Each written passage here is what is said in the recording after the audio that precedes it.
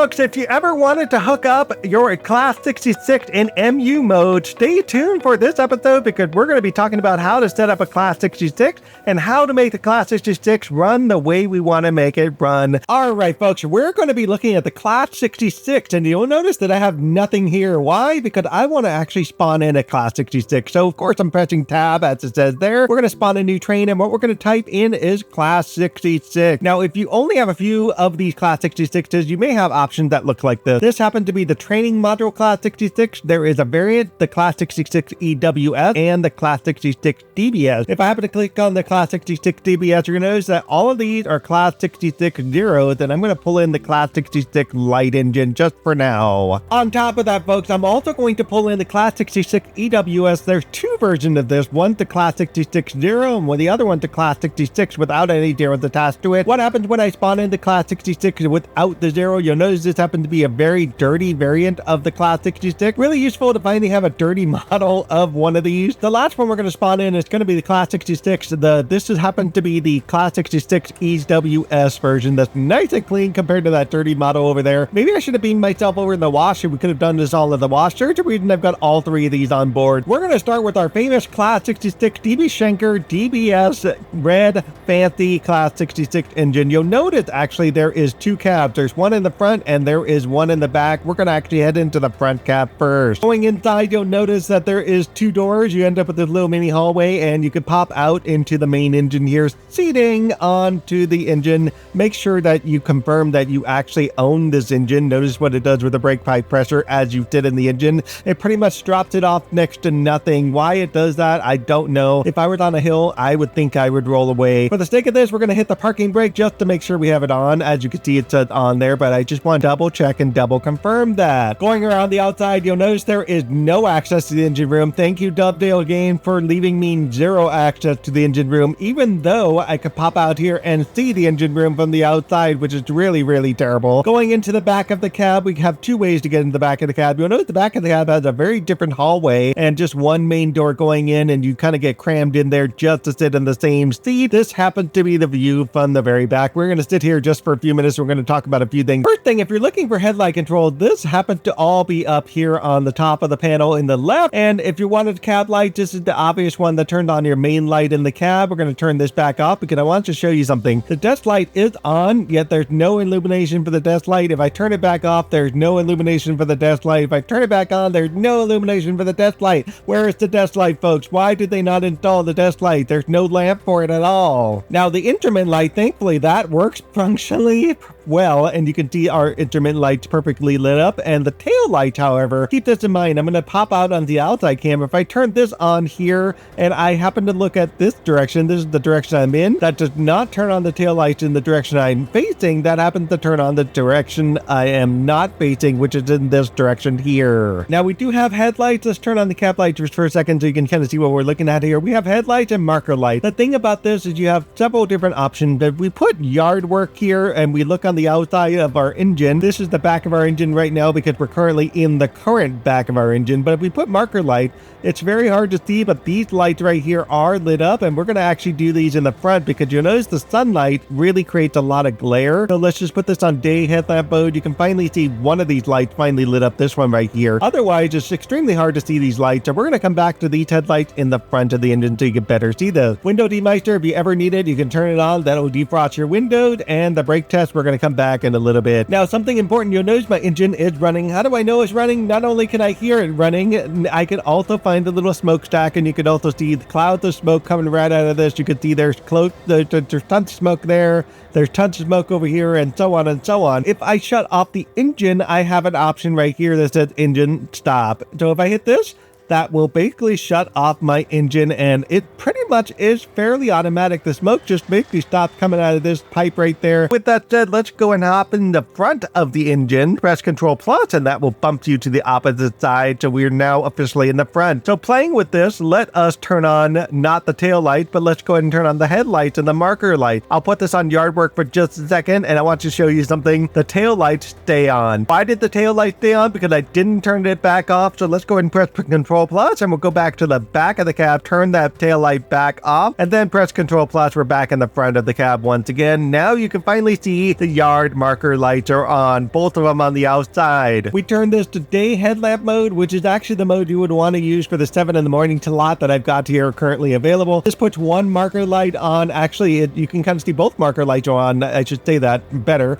Both marker lights are on and the main light up on the top is on, and you have a single light to the left. Doing this with night headlamp mode, the light switches over from the left to the right. Otherwise, pretty much everything stays the same. What's the difference between day and night headlamp mode? Basically, if you can't see anything at night, that's when you switch your light mode. That's when you put it on night headlamp mode. I think around 6 o'clock, 7 o'clock, that's the time period you make the switch. Same thing for day headlamp mode. If that sun wasn't that high in the air, well, then you probably would just do day headlamp mode if it's this high in the air. But if it's, still, I don't know, dusk, dawn, whatever it is, if it's anywhere around there, that's probably a good time to still work with night headlamp mode, or if you really can't see anything in particular. Now, I did say this earlier, we shut off the engine. As you can see, I pressed the button and it is pressed and our engine is officially off. We know that because we've double checked that. Now, how do we turn this engine back on? Well, first we have to insert the reverser. Why is the throttle already on? I don't know. I don't think I did anything with this, but we're going to put this back to the throttle 0. That was very weird. Let's just go back to the other one and see what that did. That's also throttle 0. I don't understand that. But anyway, so let's go ahead and put the reverser handle in. That's what you got to do. You could either take it in or you could take it out. The reverser handle is in. Our master key is on officially. And to turn this engine on, of course, you want to make sure the control fuel pumps are on, the generator field on. You want to make sure the engine run switch is on. Now, it has a different button here that's the isolation switch. Now, if you played any of the American locomotives, you would notice the isolation switch is normally somewhere back on the back panel somewhere of the train. In this case, it happened to be on the actual console, which is kind of cool. What we want to do is put this on to start, stop, isolate, and that's how we're going to start the engine. To turn on the engine, of course, we have to press the engine startup button. Now, folks, why is it not working? I'm pressing the button. Why is it not working? Think about what we had done here, right? Not just all of this stuff here, but what we had done here. We were in this back engine, correct?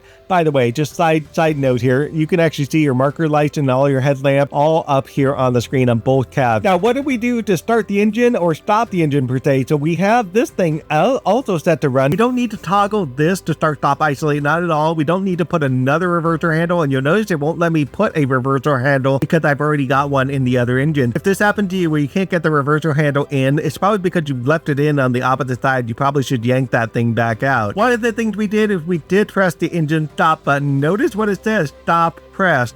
If I press the button again, it says stop release. So yes, you do have to pull out this thing to officially release the engine. Going back in the front of our cab, of course, we want to make sure that we didn't accidentally do the same thing here. We're going to pull that back out to release. And as soon as you press the engine start stop button, you'll hear a bunch of tone. And with that, if you just go back out to the top with that tone, it will start the engine right back up automatically, instantly, super easy peasy. This was the easiest thing you could ever do in this train once you know what you're doing with the buttons and whatnot. Now, of course, with the engine on, very important, folks. Very, very, very important. Make sure to turn the isolation switch from start, stop, isolate back to run. Now, what else is in this cab? Let's turn on the cab lights here so we can actually see a little better in this cab. We have something called past goods. Now, past goods refers to an icon that's actually up in this screen on the electromotive screen. So notice that not only tells me the parking brakes are applied, but if I just press the exit button, you'll have data meters, unit information, traction cutouts, slow speed, English metric. By the way, slow speed, we're going to come back to it later in this episode. However, there is a missing icon that's going to involve one of these EWSs up there in front of us. We will come back to that shortly, folks. Now, the parking brake, as I said, I toggled it on. I wanted to make sure it was on. To toggle it back off, you have a separate button to do that, and you'll notice a very quick, easy on-off type system. You also have a brake overcharge button. We're going to come back to that very shortly as well. Coming down here to the side, we have our AWS button in case you want to ever press Q. That's going to toggle this, but also Q is going to toggle the DSD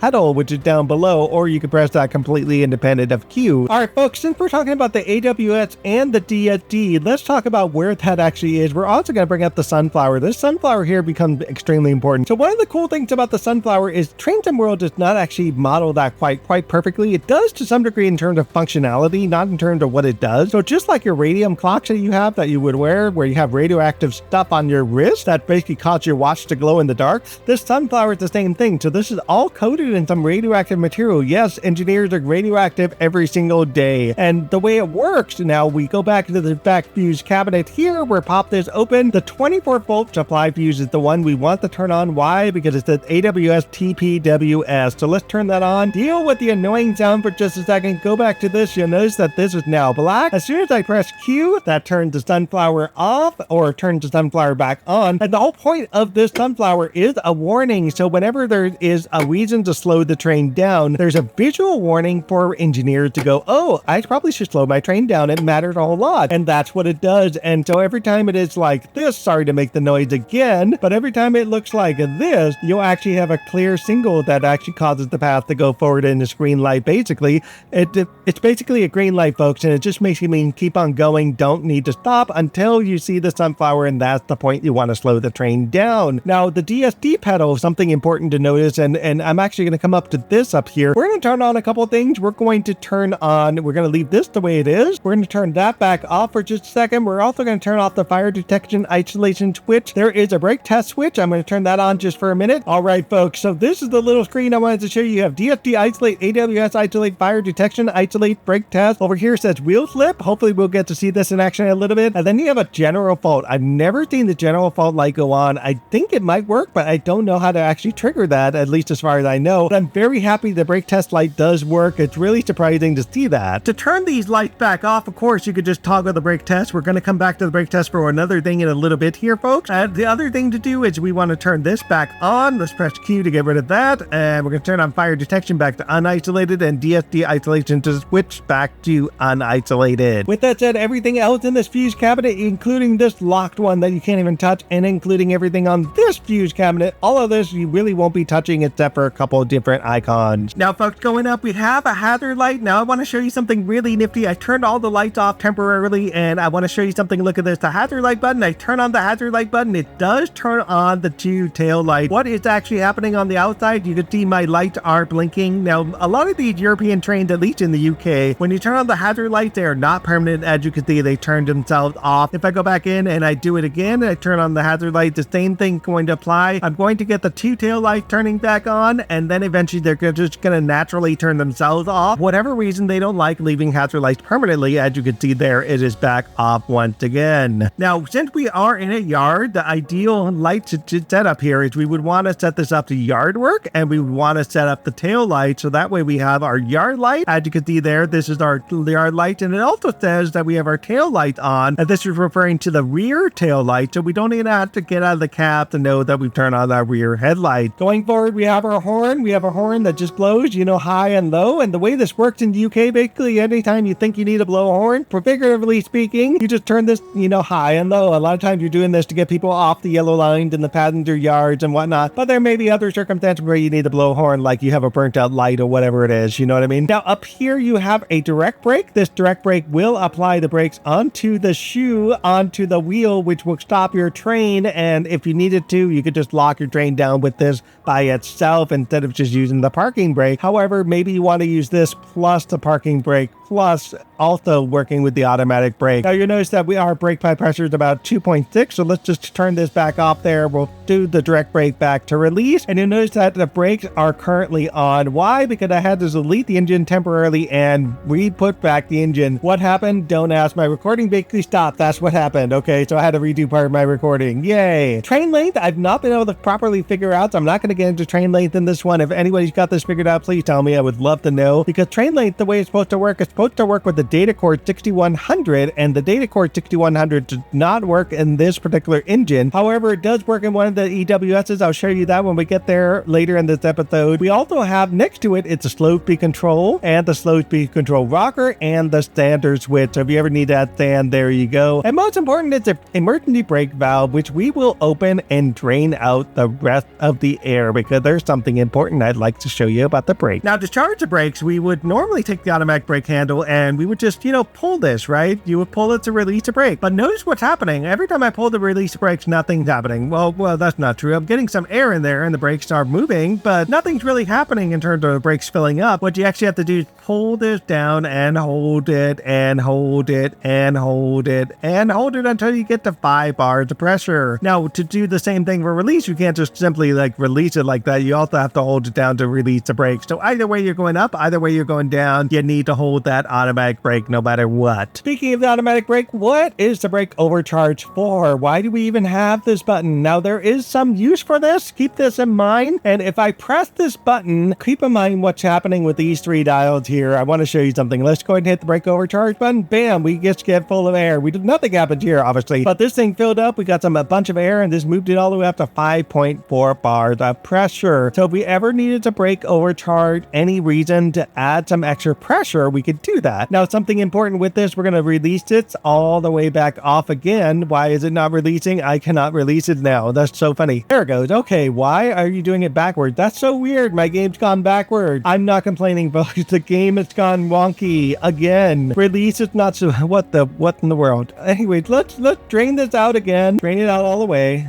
Guys, I think my engine's actually broken. That's kind of crazy that it's doing that. Because the automatic brake handle, if I'm releasing, that would make sense to release it. But when I'm trying to apply the brakes, it's doing the opposite. I'm like, what in the world? Why is it not doing what it's supposed to do? I don't get it. I just don't get it, folks. Whatever. We're going to leave it alone. Anyways, brake overcharge button. What it does when you turn that on, you'll notice what it did just now. It bumped it up and it officially gave me 5.4 bars of pressure. If I wanted this to go back down to 5 bars of pressure, how do I get back to 5 bars? It's not going to do it unless you just eventually get it automatic. Now, it's very interesting how that works. Even the emergency brake, when I did the emergency brake actually just to dump all my air out, it won't completely vacate. It'll vacate everything, but then you have to jump back up to 5.4 bars of pressure. If you wait long enough, eventually the brake pipe pressure control will go back to 5 bars. Now, anyways, over here on the main console, if I put this on forward, I wonder if my engine's actually going to go now because I don't have my brakes properly released, whatever. That's so weird. We're going to see if I can stop. This is going to be kind of fun. Anyway, so we're going to put this on notch 1. This will get my train to move. You'll notice the amperes are up and running, and we're going to notice if we're going to go anywhere. We can't because we have the parking brake on. So make sure you turn off that parking brake, folks, if you really want to move. Make sure your direct brakes are off. There we go. Our train's officially on a roll. We can finally move this train, and we're actually going to move this as fast as possible. We're going to see if we can't get any wheel slip to happen. No wheel slip is happening, whatever. It's not going to complain to me. That's fine. So we're just going to go ahead and stop there. To stop the brakes, of course, you would want to probably push apply to get the brakes to stop. Now, I have tried this before, and I've tried to use the direct brake to stop the train, and that will not necessarily stop the train. In fact, it's worse to try to stop the train with direct brakes than it is to do it with the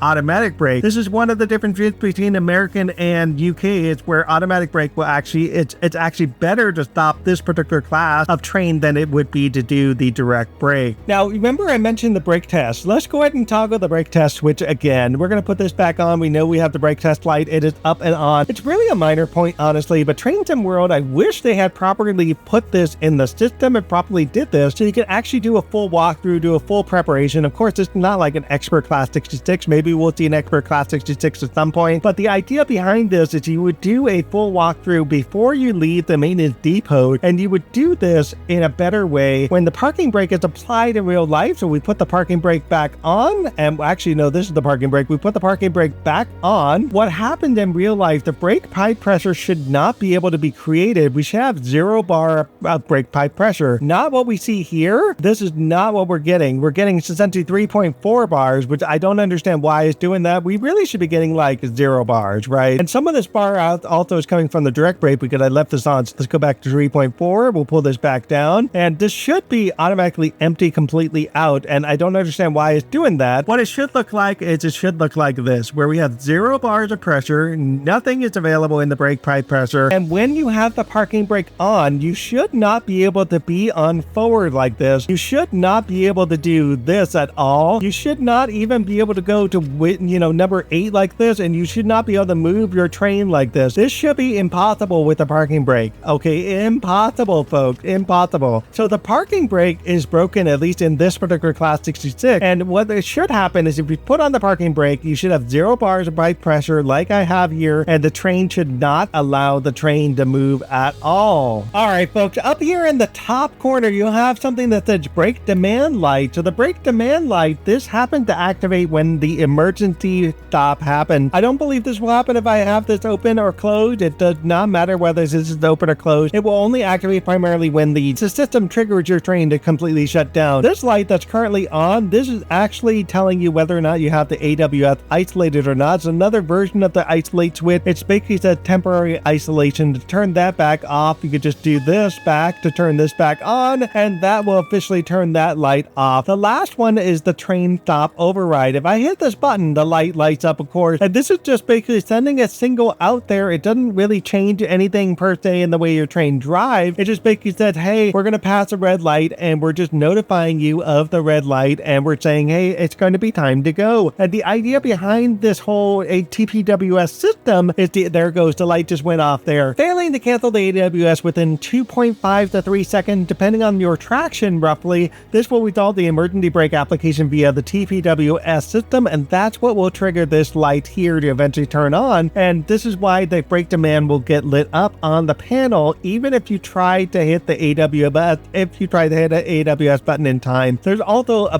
function related to GSD. If you're not actually using this thing in time, it will also trigger an emergency stop on your train as well. Again, the TPWS, the original function behind it is not actually to prevent the single pass on danger, or also known as a SPAD. It's actually to prevent accidents by ensuring the train stops before a conflicting point of interest happens, such as a junction, such as another train up ahead, such as other issues. And if you look at the red brake demand light on the TPWS panel, you'll see it flashing, or it will be steady if you acknowledge the brake demand via the AWS. So if we happen to pass the light and we didn't hit our AWS in time, and we failed to hit our AWS and we didn't do it, this light will be flashing. If we did hit the AWS in time, then this light would just become steady until eventually turned itself off, but it takes a little time for that to happen. I should say this, the train stop override button, this will last for a maximum of 20 seconds or about 60 seconds on free, or at least until you pass the active TSS loop. If you plan to go through 2 active TSS loop within the 20-60 second allotment, then you have to press the override button again when going past the second active TSS loop, even if the 20 or 60 seconds hasn't fully elapsed. The DSD itself does not cause a TPWS demand, but will apply an emergency brake application and kill any power being applied. And so that's going to be the slight difference with the DSD panel in terms of how these 3 lights work. Now, one thing you'll notice if you're looking for the singular, this is going to be your singular phone. Your main phone's all the way up here. Some people might think it's this. I don't even know what this whole thing is for. Maybe it's to hold my coat or something. Who knows what it's for? Or to hold my keys. There's a reason for this. If anybody knows, please tell me. And why does it look like I have damage in my engine? That's so crazy. We have our hot pots here at the top. I failed to mention that. If you're ever brewing some tea, please put your tea up here. Please turn on your hot pot. Make sure your plates are on, high, medium, or low. You have a choice there to make sure your tea is properly warmed up. Window wipers for one side, window wipers for the other. We have our dimmer switch for our instrument panel. What's also interesting is we have fresh air that we can turn on down here for the vent, and we also have high speed or low speed for that vent. If we jump into that seat, we have a couple other options. We have a heater speed that we can turn on high, medium, low, which we don't want heater for today. And then we also have the ability to overheat our engine. Yay! For folks that happen to be on this side, there is this weird bell-shaped thing that says windscreen something. It looks like windscreen washer. Windscreen washer dosing filler only. So if you ever have to fill your washer fluid, that's the place to go. Why can't I sit in my train? I don't know. This is so weird. We have a DSD button here in case the driver somehow falls asleep. You could just hit that button for him. And of course you have the horn button. And notice how there's no AWS for me. That's very interesting. As a second man, there's no way to push the AWS button unlike the driver. In this particular Class 66, you'll notice there is no banking comm at all anywhere on this screen here. So this is one of the issues with this particular model.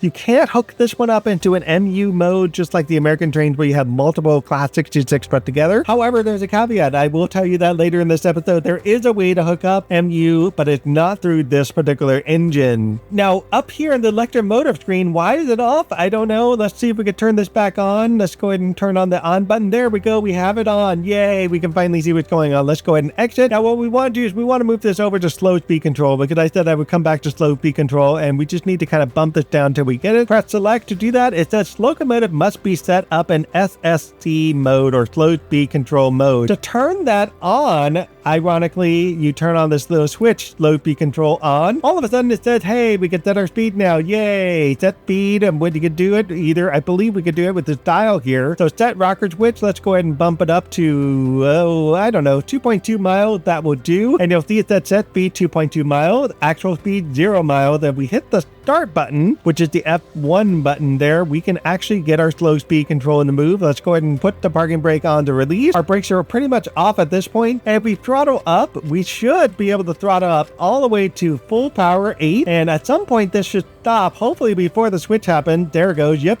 You can see it's giving me to 2.2 miles and will prevent me from leaving the switch. And it's very important here when you're doing this that if you fail to turn off slow speed control because you forgot something, you will probably just stay on slow speed control forever. So to turn that back off, obviously we just shut our engine down like so. And whatever reason the train wants to stop automatically, whatever, more power to you, train. And what we just got to do here is we just need to go back to the exit, and that was just information screen there. We just select the slow speed control. You can see it is on. You have to press F1 to turn that back off, and now it is officially off, and we should be able to take off with no problem going forward after that. However, we probably would want to turn off slow speed control so that way this rocker switch won't matter anymore, folks. Now, for the sake of this, to start the rear locomotive, I'm going to delete this engine and I'm going to come back and make a new engine. It's going to be better for me, I think. All right, folks, this is so weird. I can't drain the brakes properly. Whatever reason it says that it won't want to drain the brakes beyond 3.4. Usually this goes down to 0. This is what happens when you do this in free roam. Free roam breaks things, folks. Free roam breaks stuff. But anyways, we're going to leave that alone. We're just not going to play with it. One of the things we want to do is take this reverser handle off. This, by the way, is another new engine. It's failing me already just from the get-go. That's what I get. We're going to press Control Plus to jump us into the opposite end. And what we want to make sure, actually, before we do that, we want to make sure our tail light is off in the engine that we were using, and our headlights are off in that engine that we were using. So that way, when we set up the opposite engine, yes, I know because it's a new engine, that light's back on again. We are now officially... Oh, I just realized something. It is not because of that. I was wondering if this was the reason why it was not letting me do the test, but whatever. Anyway, so one of the things we want to do is we want to go back up our engine. So we're going to put this back on yard work. We're going to turn on the cab lights so we can see what's happening. We're going to turn on the tail lights, and of course our marker lights are defined over here. I'm not going to worry about those because this is a new engine. Don't worry about that. We're going to put the reverser handle in this engine, and then we can put this in reverse, and we should, in theory, be able to just drive this engine, and this engine should start moving, and we should be able to get going. However, we can't go until this brake pipe pressure is properly all the way up to 5.0. Once it's at 5.0, this engine will officially move, and we can finally take off. Parking brake is off, the direct brake is off, and we should start moving once the brake cylinder completely empties out. Now notice I am in the opposite side of the engine, so what I do have to worry about there is running into that wonderful barrier back there. So hopefully I won't do that. Hopefully I'll just be all right. I can always use my mirrors, which has failed me, Dovetail Games. Thank you very much for not including mirrors in this game. The only way to do it is to do camera 2, camera 3, whatever it is, to see where you're going, and eventually you can stop your train. Of course, we are going to stop our train here because we don't want to go back too terribly far. And with that, we're going to go ahead and look at how we can do things going forward. Yeah, I just don't understand this brake. This is so weird. It's not supposed to be 3.4. I don't get that. That's so bizarre, man. So bizarre. Anyhow, let's talk about coupling. We have a couple variants on coupling here. We have a hook coupler, and we have what is a Buckeye coupler. If you notice, a Buckeye release bar brings out this thing here. We're going to temporarily put the Buckeye back for temporary, and we're going to pull in a couple wagons for you. Now, one of the advantages of the wagon here, this is an HKA wagon, and you'll notice the HKA wagons actually have a hook Buckeye right here, which is very interesting. It actually has a hook on one side and a Buckeye on the opposite side. So it's a hook Buckeye type wagon setup. And it's interesting because if you're going to hook up more than one of these, you have to make sure you have it facing in the right direction to be able to hook these things up. Otherwise, you're not going to be able to do it. There's also some interesting dials here on the doors and whatnot, which none of it can be used at all. And I'm sure there is a brake handle button. There it is. Handbrake. Okay, yay. And over here on the front side, we have this little small buggy wagon of sorts. I don't know what it would normally be used for, but it is a hook, and it is also a hook. So what we're going to do is we're going to start with the hook type of the hook, and then we're going to go on the opposite side and do the opposite wagon as best as we can, and hope for the best that we can do this just right. So we're going to put this on forward, and we're going to go ahead and throttle up. And what we want to do here, folks, we want to try to get this to bump with that without pushing it too terribly far. And by the way, the brakes are on, so let's go ahead and release the automatic. Once our brakes are at 5.0, our engine will finally move, and we can hook up to the wagon directly in front of me. Anyway, so with my engine here, as I was saying, you want to be able to bump the buffers together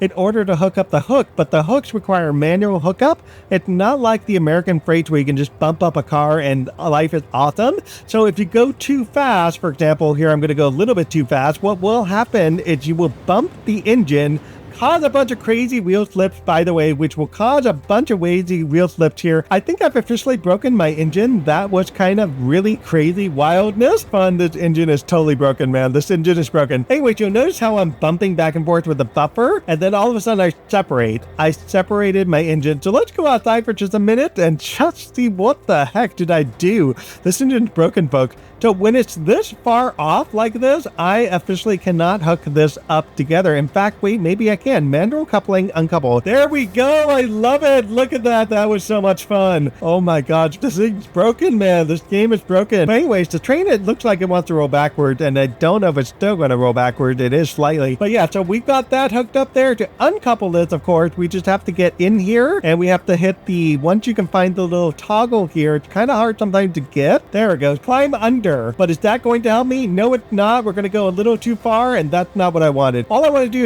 is unhook the coupler, and it's not the easiest thing sometimes to find the hook. In this case, it looks like I might be permanently coupled on this particular car, but that's okay. I'm not going to worry about that. Normally what I would do is just find the little hook and then hit the uncouple button, and then life would be awesome and it would automatically uncouple, but that's not going to happen today in this game, folks. Now, if we're going to do this on the opposite side, remember, folks, put the reverser on neutral, pull the reverser master key out, move +1 or control plus to go to the opposite side, put the master key back in, press forward, make sure our brakes are off. As you can see, they are not completely released. Again, on this side, now the brakes are back on again. Whatever reason, the train created this itself, and now we can press 1 to go forward. Now, here's the problem here. What did I not do? What I did not do is I did not turn the Buckeye release bar, so make sure you turn the Buckeye release bar. There is a difference here. There is no buffer here, so the advantage here is all I have to do is just run this in and couple against the Buckeye, and that will be enough to get this to finally couple up at 2.4 miles an hour. That's more than fine to do it. As you can see, this will work just like American train. It will automatically couple, automatically feed the air, and all that good stuff. You ever wanted to uncouple this? There is a Buckeye lock button. Just hit this to unlock the Buckeye, and that will officially lock our Buckeye, or shall I say unlock our Buckeye. Let's just go ahead and press this to move the Buckeye out of the way, and there we go. We're set again. This one car, I cannot believe this does not come out. Wait, maybe. Oh, wait, maybe. Let's try this. No, the Buckeye release bar. Let's try this. I'm kind of curious what will happen. Nothing, but I saw it. There it is. Manual coupling coupled. Click to uncouple. There's the button I was looking for. Finally, I'm uncoupled, and the buffers completely separate me. Oh my God, look at how broken this game is. Look at how broken this game is sometimes, folks. We can just move my train little by little as the buffers move and bump the train round and round, folks. All right, folks, with this engine completely broken, let's just abandon the engine. We're going to leave it. We're going to go. I'm like, where's the door? The door's not here. Anyway, we're going to abandon this engine. I forgot I'm in the rear car. We're going to leave, and we're going to go into the EWS version of the same engine. Now, this happens to be the clean EWS. What is the difference between the clean and non-clean EWS? Well, this one, first off, has a data cord icon there, and it looks like it's broken because it too is turned off. This thing here has a bunch of crew messages about a bunch of things, but otherwise, this is pretty much the same as that engine right over there, because if I look over here, you'll notice that this one also does not have a banking comm at all. Keep in mind, the clean EWS does not have a banking comm. I gotta say that with emphasis. If you're going to try to do MU mode, which it's not going to happen in this engine here, it will not happen. In this engine right here, you definitely can set up MU mode. If this happened to be your dirty one, and look at the difference there, this is so blinding. I personally cannot read this. If anybody can read this, I think it says 1 one train length, but I cannot actually confirm that with my eyeballs because my eyeballs are being burnt to the ground with this color here. And if I turn on this here, you'll notice that this happens to be blue rather than green. So this is one of the ways you know that you can do MU mode. And also, not that if I highlight this, it says banking com. It is available on this engine. Paths and goods, what is it? Do paths happen to refer to passenger? Goods happen to refer to goods like supplies and things and boxcars and whatnot. Where do you find the button for this? As you notice, this is not toggleable. If I try to click on it, nothing happens. So if you go up here into the electromotive system and we just scroll down until we see brake timing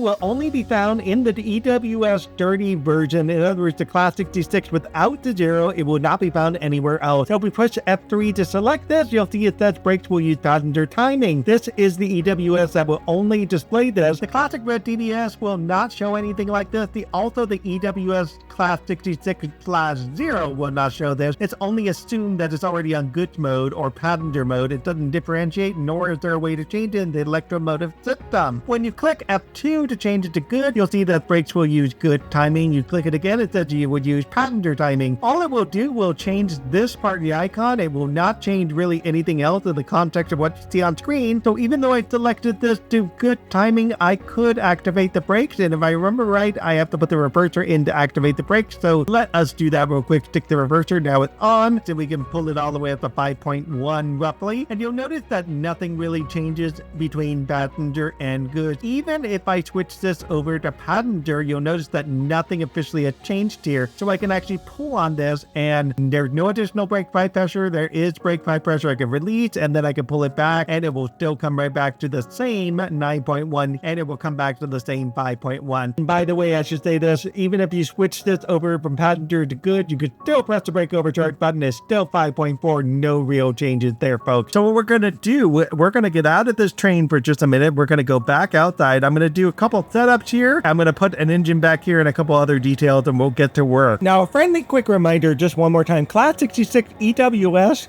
DB Class 66, no zeros. That's the one that you're looking for to be able to do that official the EWS that's completely dirty, that you can't read anything. And one of the problems I'm having here, I'm realizing, is there is a red light there, so I probably can't take that engine and run forward, which is okay. We're going to work with it. And then I also learned I cannot put cars back there behind the last engine that we were in, which happened to be the first engine. I built this little tiny wagon. Why not? We're going to have some fun with this. We'll see how bad that is going to be for me. But let us go ahead and hook up some engines. So sometimes the way to do this is you want to hook up a bunch of engines in a way that makes complete sense. Now, what I had planned to do is I was going to run with the front engine forward, but that's not going to happen. So we're going to start with this back engine. That's okay, because sometimes what happens is when you set up MUs, you end up doing it completely backwards. Normally in the UK, they would do maybe 3 engines at the most. They probably wouldn't do more than 3 engines. For the sake of this, we're going to do 4, because in the 4 engine setup, I could show you at least on the Google Sheets how that sort of thing works. Now, we have an easy way to do this and we have a hard way to do this. We're going to start actually with the hard way, right? If you look outside of my engine here one more time, we're going to go out here. I have a Buckeye already set up. Yay, so we're just going to work off the Buckeye. We're just going to connect these two. That is not actually the hard way. That was a super easy way to work that. Let's go ahead and put this forward. We're going to put the throttle. We're going to throttle up. We're actually going to pull our brakes off. Gives us a minute to break down the brakes and shut the brakes off. Yeah, this is more like how the brakes are supposed to work. My goodness. Now, of course, once I bump into this engine, it's already going to be pushing me way too fast, trying to bump up into the car, and the train pretty much derailed. Good job, me, that failed. So he put this all back together, yay, but this time we have the little tiny container wagon. So this one's actually 16 tons, so maybe you'll weigh a little bit more and keep the problem from happening, I think. I don't know exactly what caused the train to flip, but that's okay. What we're going to do is we're actually going to go into this engine here. We're going to use this particular second engine. We're going to hop into this seat. We're going to make sure that this engine properly connects to that wagon in a way that makes more sense than the other way we did it. As you can see, I kind of crashed my engine. It became supercharged and super fast. Bad deal, right? Bad deal. We're just going to connect this engine together first, and then we're going to try some stuff,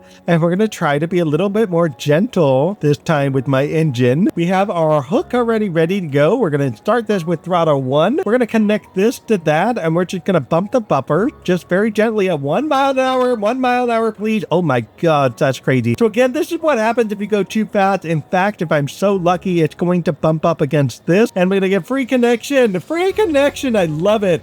Great, so we're hooked up there. That problem solved. We don't even have to go into that other back engine. So let's go ahead and do this again. Throttle 1, nice and easy. We're going to try to be very simple here. Now we're just going to go at a nice light speed this time, less than 1 mile an hour, and I think that should cover it. A little bit more speed. All right, folks, trying to MU this thing, it's kind of fun. It can be kind of a doozy sometimes. So look at that. Couple bar. Let's see, can we get it? Can we get it? Oh, manual coupling. Yeah, we got it. Okay, great. So we got this one already set. So now all we have to do is do the same thing over here. So let's do it again. A little bit more throttle, folks. We're gonna move this car forward, and this car should not have any handbrake problem to deal with. 1.1, we're going a little too fast for my taste there. Oh, okay, good, great. This car is set. We're gonna couple that up, and now all we have to do is just bump this up a little bit more and finally couple the last of the engine. Let's hope we don't break it because we're pushing on that car in front there, but I think we could do it. Let's go ahead and couple the entire set. We're set. Yay, we have our hookup. Hooray.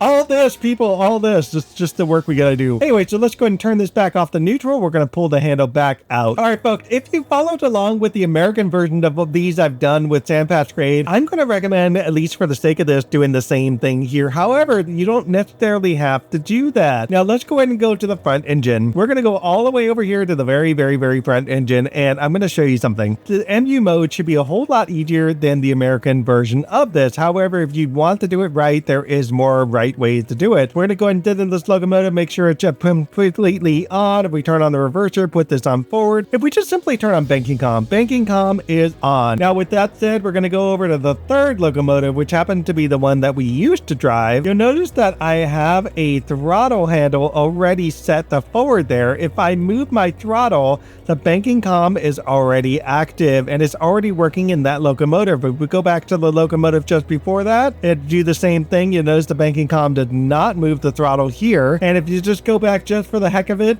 go back into this model here, you notice nothing will happen in this one either. But it did here, like according to the Sandpatch Grade Google Sheets, is this here became a trailing engine. This one over here became a leading trail engine. This one, of course, is our dummy car. And this one here became a trailing engine. And this one's our official lead engine.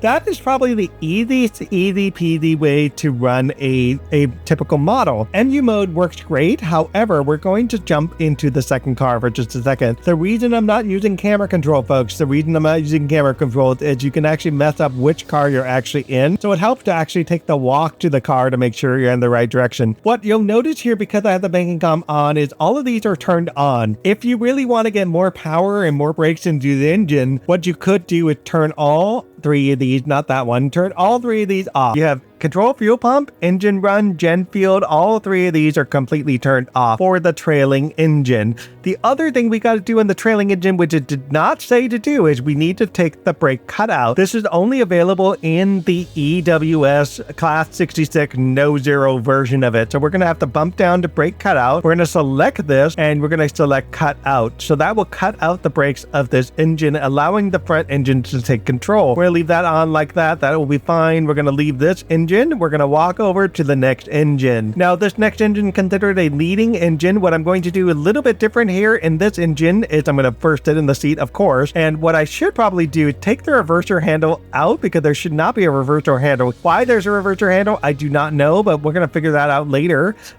That's so funny. Anyways, we're going to go down to brake cut out here. We're going to select this and we're going to click cut out to cut the brakes out there. If we cut in, we cut it in, we cut out, we cut out. Don't need to exit for the time being, and this engine is officially set up. We're not going to change any of these here because we want this engine to pull the power from the last engine, send it to this engine, push the power through the car that's in front of us, and then on to the car after that. However, I will say there's a little caveat to this. This car is not properly hooked up, so it will not work with this sort of setup. It will work with the other car, but I'm using this little tiny car as a demo for just a second, and I'll come back to the other car in just a minute, folks. So we're going to go into this engine. There's a reverser handle already here. Fine, everybody gets a reverser handle. Feel free to keep the reverser handle. This is so weird, man. Anyways, we're going to go down to brake cut out. We're going to select this and we're going to click cut out, and that will be fine.